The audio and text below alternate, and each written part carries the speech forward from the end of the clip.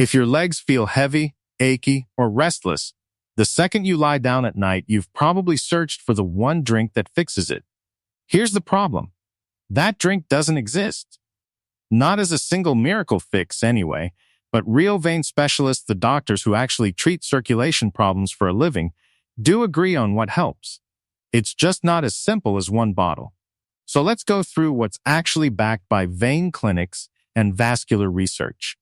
No shortcuts, no fake magic, just what works. During the day, gravity pulls blood down into your legs. Your calf muscles act like a pump, pushing it back up toward your heart every time you walk. At night, that pump slows down. You're lying still for hours. Blood can pool. That's part of why legs feel heavier, more swollen, or more restless right before bed than at any other point in the day. So the question isn't really what should I drink at 9 p.m.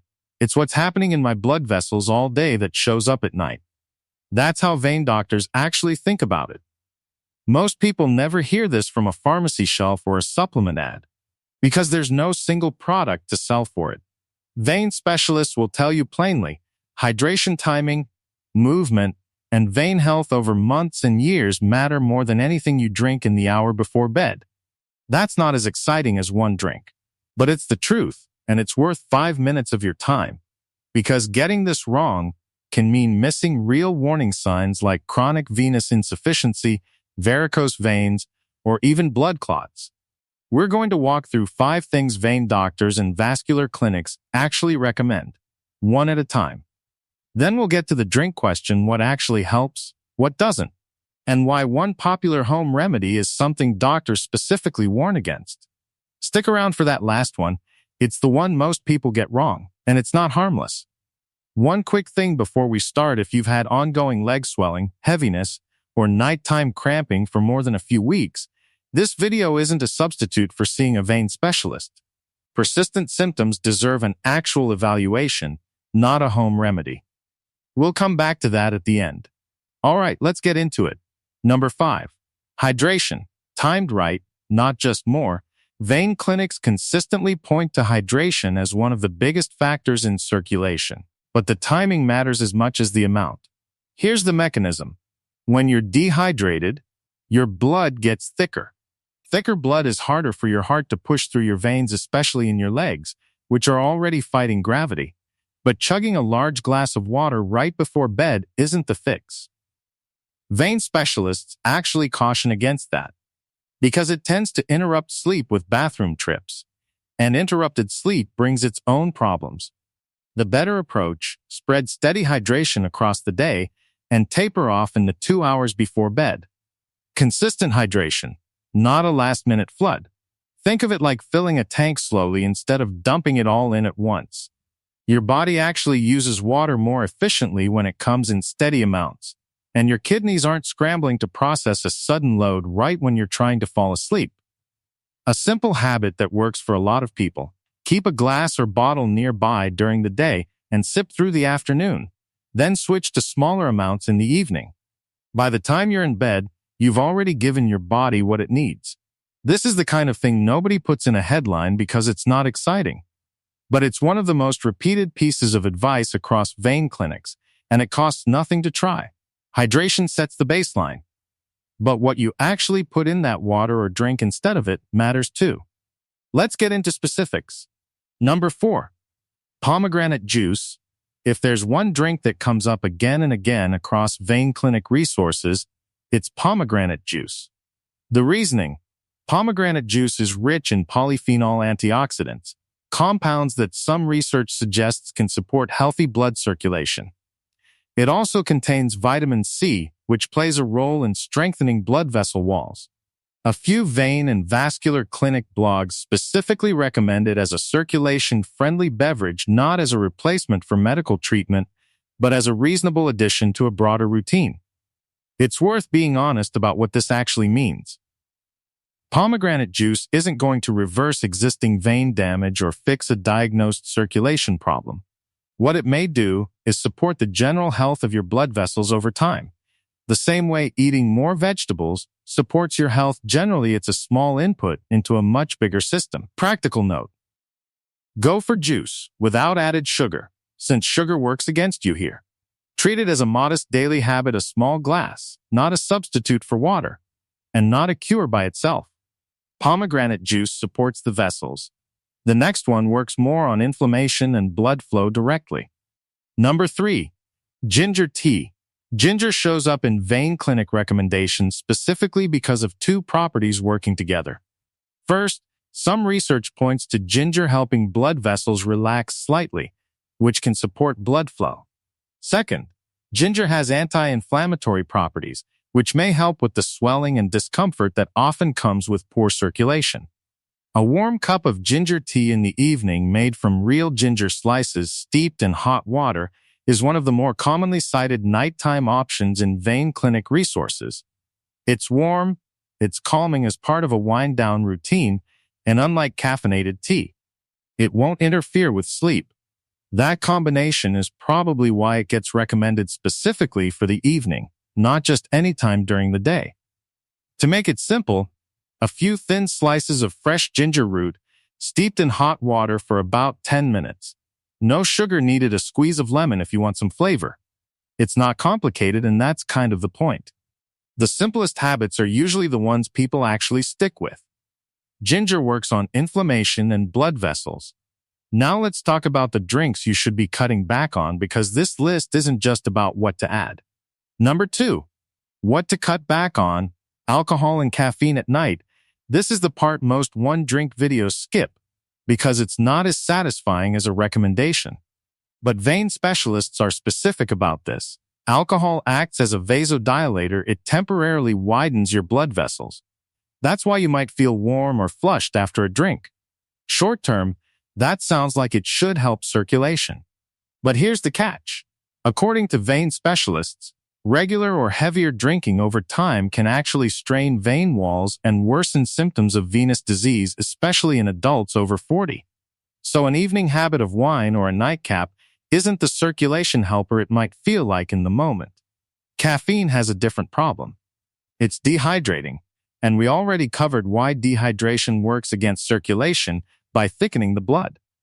Caffeine late in the day also disrupts the deep sleep your body needs to actually recover and repair blood vessels overnight. So if you're serious about nighttime leg circulation, the honest answer includes cutting back on your evening glass of wine or your late coffee, not just adding a new drink on top of them. Now, here's the one that actually surprises people because it's the opposite of a recommendation. It's a warning. Number 1. The nighttime remedy doctors actually warn against tonic water for decades. People have sworn by a few ounces of tonic water before bed to stop nighttime leg cramps. It's one of the most repeated home remedies out there, passed down, shared online, recommended by well-meaning friends and family. Here's what medical sources actually say about it. Harvard Health Publishing has directly addressed this question, and their answer is blunt. There's a lack of evidence that tonic water is effective for leg cramps, despite decades of people promoting it. The reason tonic water gets credited at all is quinine, the ingredient that gives tonic water its bitter taste. Quinine is FDA approved, but only for treating malaria. It's specifically sold with a warning against using it for leg cramps or muscle pain, because it can increase the risk of bleeding and heart rhythm disturbances. And here's the part that surprises people. The amount of quinine in tonic water is tiny.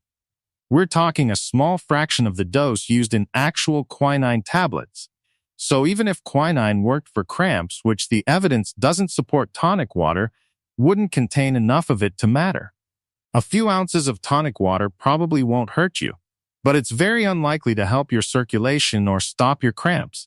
And it's a good example of a home remedy that sounds credible but doesn't hold up. This matters beyond just tonic water. It's a pattern worth remembering. A remedy that's been repeated for decades isn't automatically backed by evidence. Sometimes it's just been repeated for decades. The oral history of what grandma used to do doesn't always survive contact with an actual clinical review.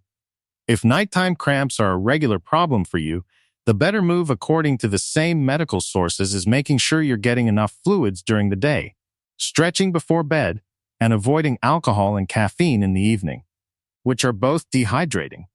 If a cramp does hit, getting up and standing on the affected leg, or gently massaging it with heat or ice tends to help more than anything you drink.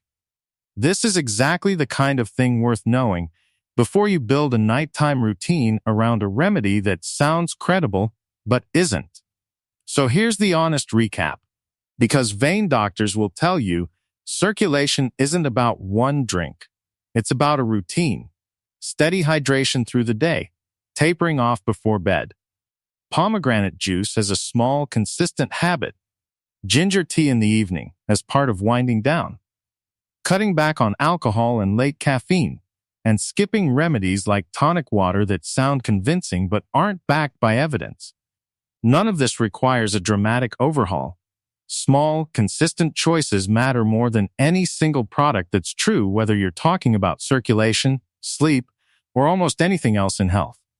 If you want the full picture, vein specialists consistently point to a few things that matter more than anything you drink. Daytime movement. Walking activates your calf muscles, which act as a natural pump pushing blood back up toward your heart. Even standing up once an hour if you sit for work makes a difference. Elevating your legs when you rest. It works with gravity instead of against it. Maintaining a healthy weight, since extra weight puts more pressure on the veins in your legs. And compression stockings, but with a caveat vein doctors are specific about, they're meant for daytime wear when you're upright and moving, not for sleeping, since they may not provide the same benefit while you're lying flat. Here's the part worth taking seriously.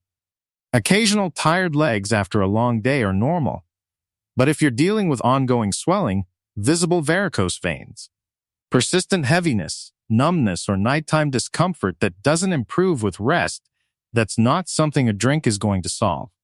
Those can be signs of chronic venous insufficiency or other vein conditions that tend to get worse without treatment. A vein specialist can do a simple ultrasound to check how well blood is actually flowing and whether valve function is the issue.